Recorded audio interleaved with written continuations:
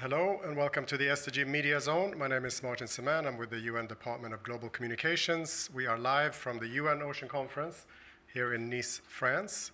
Our next session is moderated by Kate Brown, Executive Director with Global Islands Partnerships. Over to you. Thank you. Thank you so much. And what a wonderful opportunity we have here today to talk very specifically about SIDS ocean leadership. And I have a great panel. And going to actually move quite quickly into the panel. We've seen actually a lot of commitments and announcements in the SIDS space over the last couple of days, including earlier in the week, and we're going to hear about some of those examples and some of that leadership today. Firstly, I'll introduce our panel. So we have Ambassador Paul Luteru, who is Samoa's permanent representative to the United Nations and a long-time diplomat. We also have Miss Francine Pickup, UNDP's Deputy Assistant Administrator and Deputy Director for the Bureau for Policy and Program Support and the head of the UNDP Delegation for UNOC 3. So welcome to you. And also Rebecca Fabrici, the UK's SIDS Envoy and the Deputy Director for the Americas and head of the Caribbean and SIDS Department for the FCDO. So welcome to all of you. I'm going to ask you a few questions and then we're going to give an opportunity to people in the audience to ask questions. So moving first to you, Ambassador Luteru. Samoa has long championed the ocean as a cross-cutting development priority, and we've heard some big announcements and some real leadership from Samoa in the last week. How is Samoa integrating ocean governance into its broader national sustainable development strategies, particularly in alignment with the Antigua and Barbuda Agenda for SIDS or ABAS? Hello.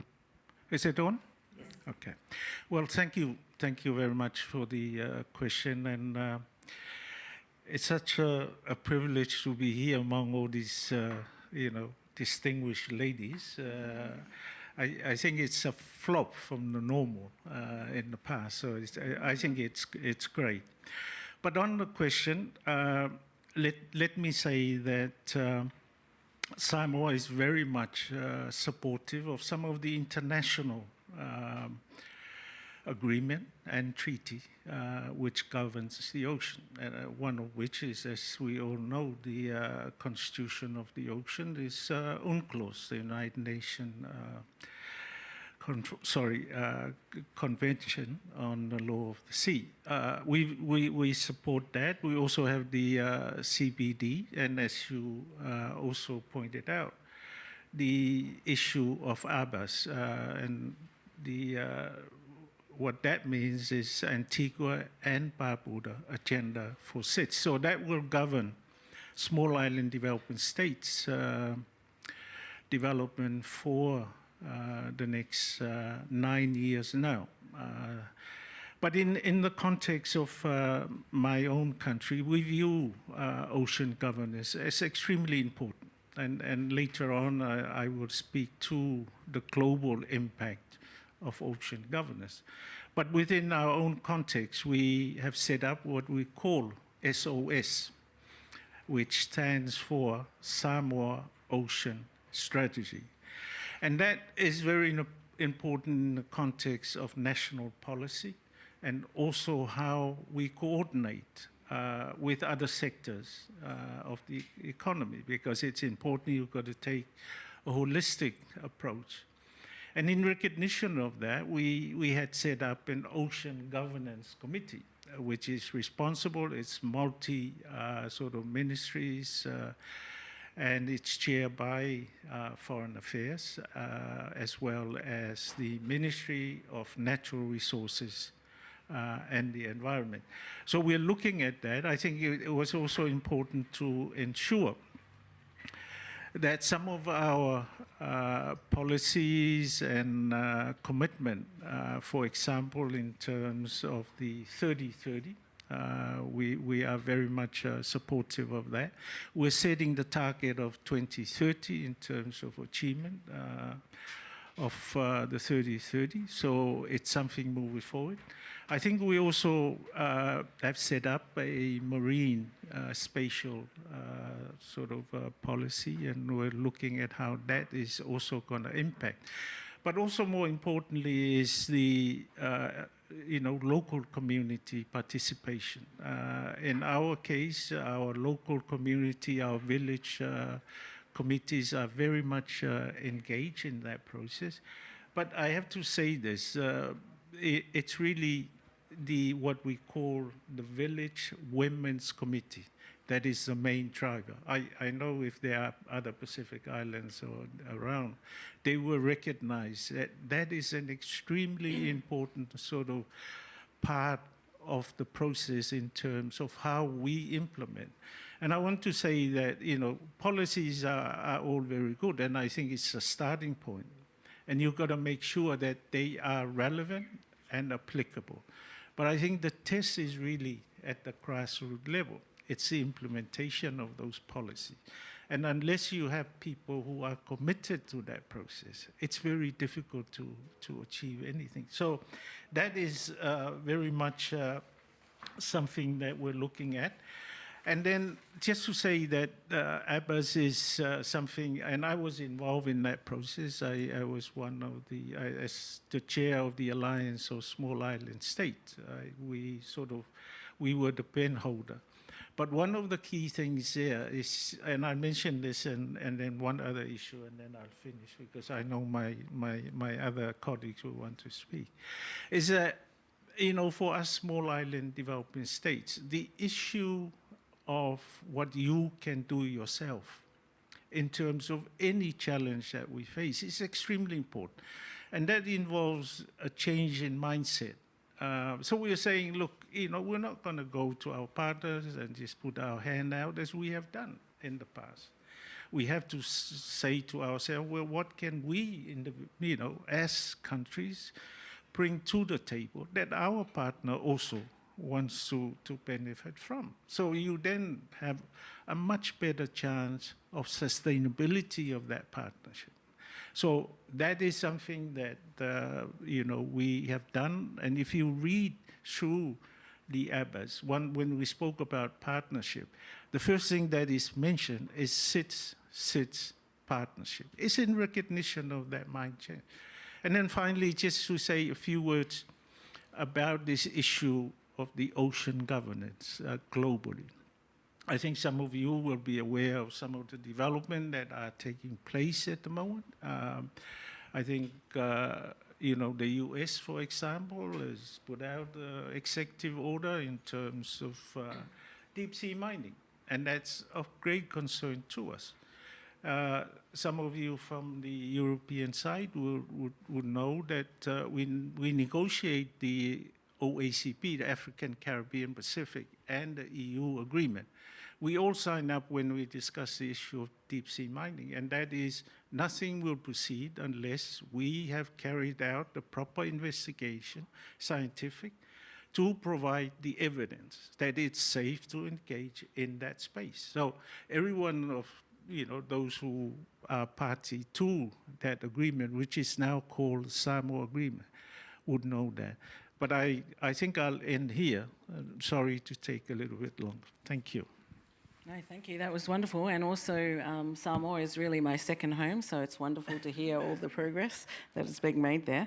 I'm going to ask the next question to Francine. So UNDP has launched a new SIDS 2.0 offer, which is very exciting. And what is really at the core of that offer? It would be great to hear. And how does it help UNDP to support inclusive and integrated development in SIDS? So we heard a little bit of that from Ambassador Luteru, but really towards the implementation of the Antigua and Barbuda Action Strategy. Thank you very much, Kate, and it's also wonderful to be part of this discussion. So yeah, as UNDP, I mean, we've been proudly working with SIDS in SIDS for 60 years now. And what we've seen is that SIDS, I mean, the title of this session today is about leadership by SIDS, and SIDS really are leaders. They're leaders at the forefront of the fight against climate change, protecting nature, and they're also producing some of the most exciting innovations in working, for example, on on innovative finance, something that's the subject of discussion here in Nice. And they've been pioneering an integrated whole of island approach. And so for us as UNDP, we've seen our role and we continue to see our role as supporting SIDS, governments and other partners, stakeholders within SIDS, in realizing that ambition, because SIDS are at the forefront of the challenges like climate change. They face the most serious shocks, not only from climate, but also financial challenges due to indebtedness and lack of access to finance. So we see our role as supporting SIDS in that ambition that they are leading. I think the SIDS offer that we've recently launched following the Abbas agreement that the ambassador referred to is really trying to step up our commitment to SIDS. And so it's continuing the work that we've done in SIDS in the past, but I think if I were to say what's new about the new strategy, well, it's fully aligned with the 10 pillars of Abbas and the 3 priorities of Abbas around people, planet, and prosperity. But I would say its focus is really on supporting SIDS in their work on nature and climate, but really as well the means of implementation, what we call the means of implementation, which is about accessing finance, badly need finance to do this work. You know, the challenge for many of the SIDS is that they face these shocks like natural disasters. They take out loans to respond, and then because of the high interest rates, and they do face higher interest rates than their non-SIDS counterparts, LDCs or MICs, they become indebted, and therefore it's more challenging to invest in future, right? So I think the new strategy is particularly focused on supporting SIDS in accessing finance, as well as issues such as digital readiness, how we can accelerate SDGs through digital infrastructure. That's really important in some of the remote SIDS. I think that's what distinguishes this new strategy from the work we've done in the past. That's wonderful. I know in the Pacific region, in terms of digital, there's a lot of places that are way behind the rest of the world, so that's great to hear. So I'm going to move now to Rebecca and ask you a question really about more from the UK perspective. As you can see, the ocean plays a really vital role in SIDS development, and we're hearing some really great examples. But how does the UK help SIDS to integrate the value of the ocean to support their resilience journey? Thanks very much. It's a great question, and thanks very much also for the opportunity to be here with such a great panel. The ocean's really important to SIDS. It's really important to us as well, I should say. The UK is a maritime state. We totally understand the value, the importance of the ocean for prosperity and for resilience. And then for SIDS, of course, I mean, we really realise that SIDS have a lot of common challenges, but they're not all the same, and that multifaceted, tailored approach is really important, and working partnership is really important as well. I think I'll mention 3 aspects of our work. So first, we connect oceans to resilience through global advocacy efforts, which include working to reform the international financial system to make it better meet the needs of SIDS and other groups as well, and to support better management of the ocean. And the UK has really consistently advocated to improve access to essential finance. Absolutely agree that this is really at the heart of the matter. And the quality of aid as well to help SIDS utilise and manage those ocean resources in a sustainable way. As an example, at SIDS4, which incredibly is a whole year ago, as Ambassador Luteru has just mentioned, we've only got 9 years left with the Abbas. Members of AOSIS and the OECD Development Assistance Committee, we worked as leadership, working really closely with Ambassador Luteru actually at the time, to launch a pioneering partnership for action to deliver solutions to SIDS challenges, and that included on access to finance, capacity building and ocean economies as well, the priorities that were identified by SIDS as being really important to them. And we've also demonstrated global leadership on protecting and restoring the marine environment, so including on co-leading that Global Ocean Alliance to support the agreement of the 30 by 30 target, so within Kunming, Montreal Global Biodiversity Framework. And then second, helping SIDS grow those blue economies to support economic resilience and sustainable management of oceans. We've got a Sustainable Blue Economies programme, and that's working to improve livelihoods and strengthen the capacity to manage the ocean. And we've also been helping to launch a major new ADB Blue Pacific Finance hub to leverage ocean investments, strengthening that blue economy and enabling projects that help to build resilience. And this is really recognising the fact that the ocean is really a huge proportion of resources that SIDS have got available. And then thirdly, partnering with SIDS on climate adaptation, safeguarding those futures of local communities. And we really recognise that there's a really big data challenges on climate adaptation. And we've been championing integrating science and data into decision making. So we're doing work such as through UK institutions like the Met Office, the British Antarctic Survey and National Oceanographic Centre, and helping to provide enhanced monitoring, projection of sea level rise into near future and sort of over 7 centuries, research on extreme weather events, flood risk, flood impacts, and assessments of really effective adaptation options. So we're really working to align that support with the priorities of SIDS, working in partnership. I think that SIDS partnership, it's really important, donor-SIDS partnership, and really listening to SIDS needs. So we want to work to really unlock that blue economy potential and make sure that oceans are healthy and productive for SIDS and for all the rest of us as well. Wonderful, thank you so much. And I'm going to acknowledge and welcome Ambassador Tania Romualdo from Cabo Verde. Really happy that you were able to join us. It can be tough getting here. So I really appreciate that you've made it here. So also in Cabo Verde, you're taking bold steps in blue finance, so we've heard a little bit about that also this week, including looking at a second sovereign blue carbon bond.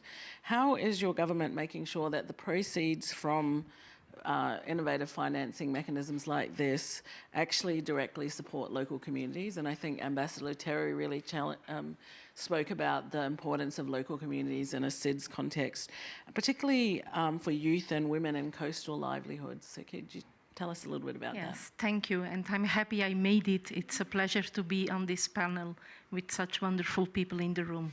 Yes, Cabo Verde is about to launch the second edition of the Blue Bonds. The government believes that this must go much beyond macroeconomics because the financing should have real and immediate impact on the local communities, of course, in particular on women and youth. So financing is going to projects that are being led by the community itself, with some guidance when and if necessary, while we are also investing in capacity building. Ambassador Luteru just mentioned the importance of the SIDS cooperation. At the Abbas, we just, well, not just because it's a year already now, it went so fast, at the Center of Excellence for SIDS, in a SIDS and with SIDS. So this was designed for purpose of SIDS, fit for SIDS. I have to go to my notes now. No, I was actually, yes, going to mention the challenges that we face because with the debt that SIDS usually have, much of the funding that should go to the achievement of the SDGs is going elsewhere because of the rate and also because of the unpredicted phenomena that affect us from time to time. Another issue that is of very great importance is the coordination among the SIDS themselves. So we all know that the Pacific are doing this very well with PIF. The Caribbean SIDS have their CARICOM.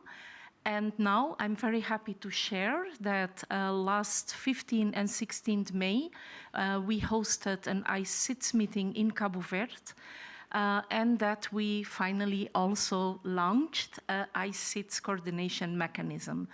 So we believe that this will help this particular group of CITs, which is not only different for not being a geographical group as the other two, because it's Atlantic, Indic, and then all the way up to the South Sea of China. But now we also have this mechanism that was lacking. At the same time, Cabo Verde, not only the blue bonds, but also the debt swaps.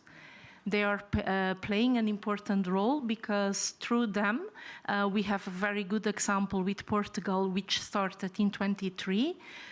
Debt is being changed or exchanged into a fund for climate, for nature. So this fund is then being applied in projects that have, again, direct impact on local community with a particular emphasis on women and youth.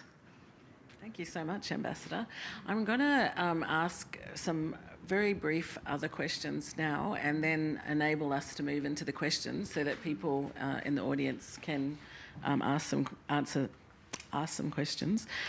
So turning to you, Ambassador Luteru, so you're one of the countries that is participating in the Blue and Green Islands integrated program. How are you leveraging that platform and other local initiatives to integrate nature-based solutions? So it's another look at kind of integration and to attract further public and private investment in ocean positive development. Well, yes. Perhaps I'd like to focus on the last part of the question.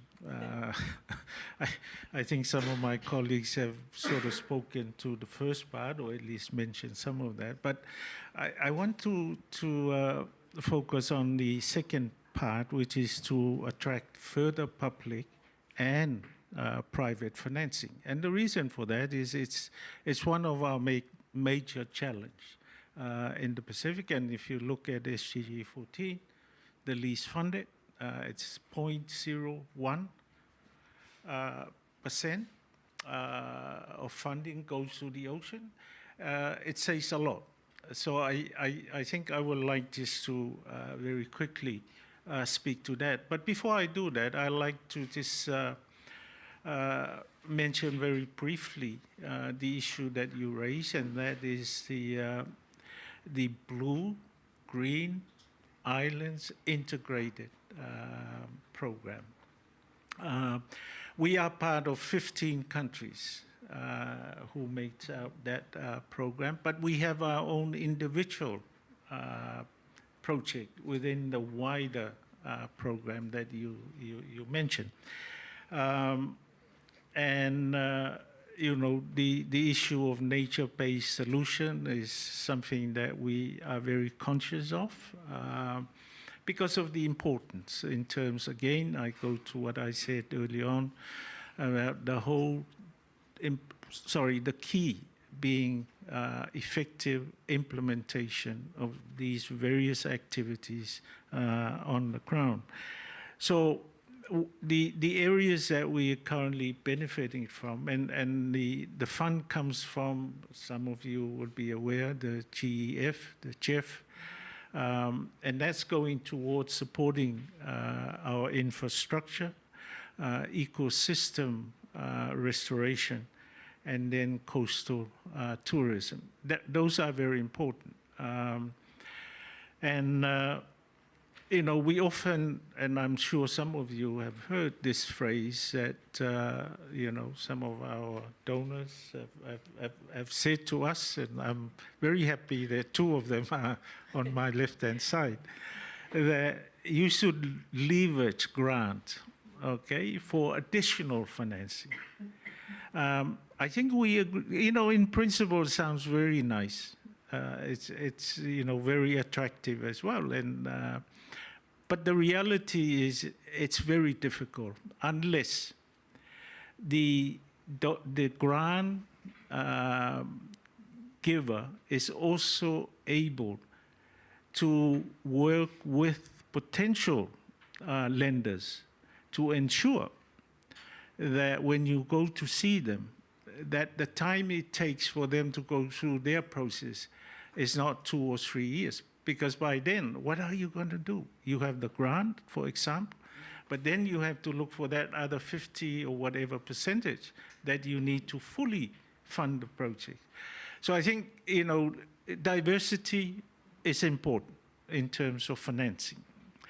And I say that word diversity because we as SIDS have recognized this for a very long time.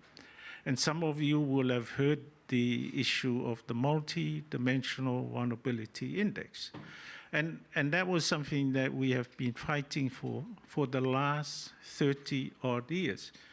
And you might ask the question, well, why do you want that? Again, I think it goes to the principle that we also want to help ourselves.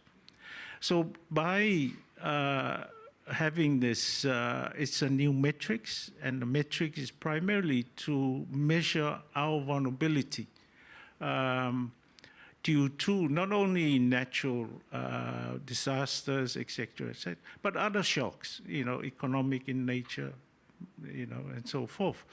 So the intention and the use to which we had intended the MVI for was, one, to assist our partners in terms of the allocation of grant.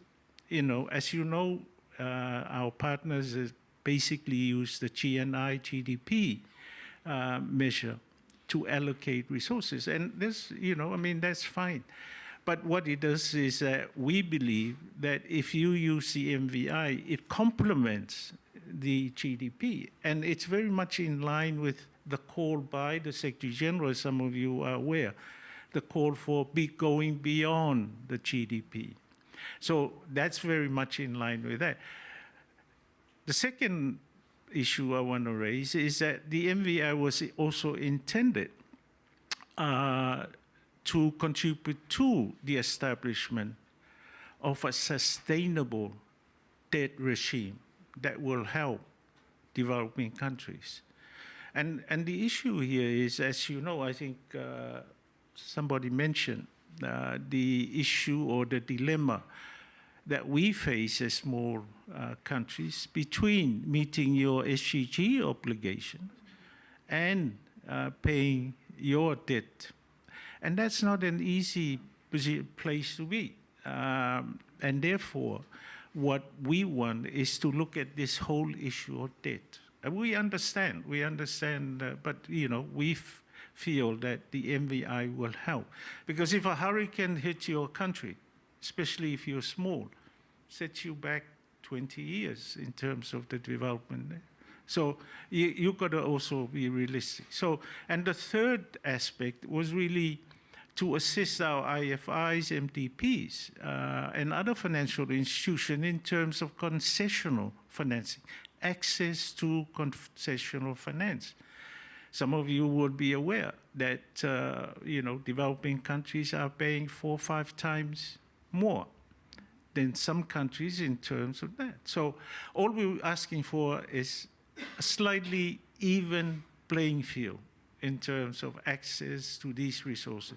So you can see that, you know, small island states, including ours here, that we've been trying to sort of, from our own experience, based on our own experience, trying to see what we can contribute to this challenge that we face. And therefore, looking at the totality of the financing issue, you know, private and public, I think it's important. And this is where we also appeal to our partners, especially UK, the US, to help us in terms of perhaps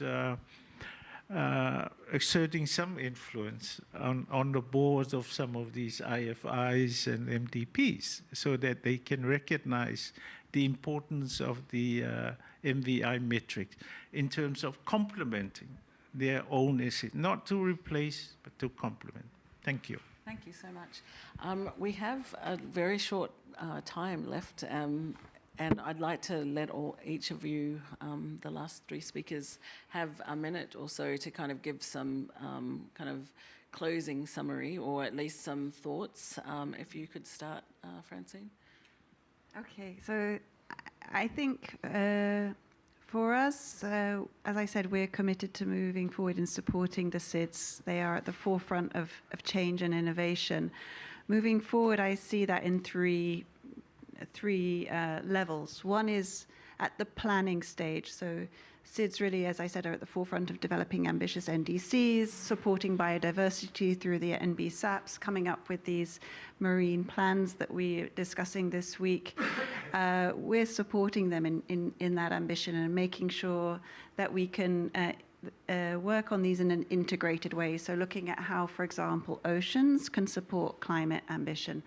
And then on the financing, which the ambassador mentioned, we're really focused on seeing how through initiatives like the Global Fund for the Coral Reefs or through other initiatives, we can support the leveraging of grant money to attract private and other public funds, because that's really, really critical.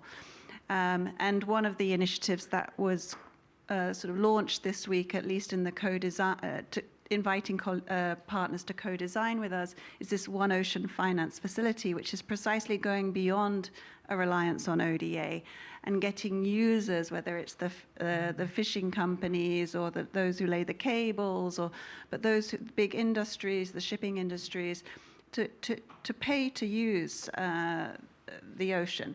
And so it's about shifting that behavior of the private sector so they are also paying. So that's a new facility that is very innovative in its approach in trying to bring more money into this space.